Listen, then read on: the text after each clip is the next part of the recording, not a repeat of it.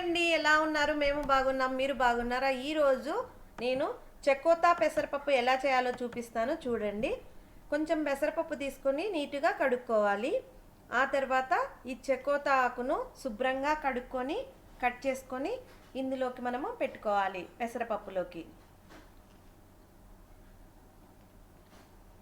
ఆ తర్వాత సన్నగా కట్ చేసుకున్నటువంటి పచ్చిమిరపకాయలు,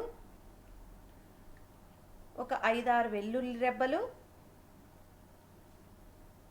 మెంతులు, కాస్త మెంతులు, ధనియాలు, జీలకర్ర, ఒక ఆనియను, సన్నటి ఆనియను, ఒక 5-6 టమాటోసు మీడియం సైజువి, తగినంత వాటరు,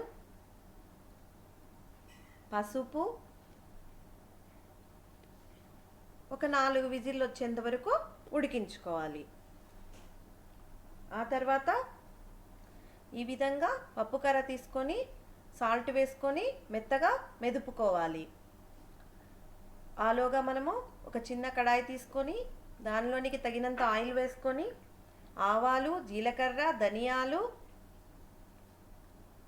ఆనియన్స్, వెల్లుల్లి, ఎండుమిరపకాయలు, కరివేపాకు వేసి గోల్డెన్ బ్రౌన్ వచ్చే వరకు మనము మంచిగా ఫ్రై చేసుకోవాలి. పప్పుకి ఎప్పుడు కూడాను మంచి గోల్డెన్ బ్రౌన్ రావాలి, అప్పుడే పప్పు రుచిగా ఉంటుంది. ఆ తర్వాత పప్పులోకి మనం దీనిని యాడ్ చేసుకోవాలి. బాయ్ అండి.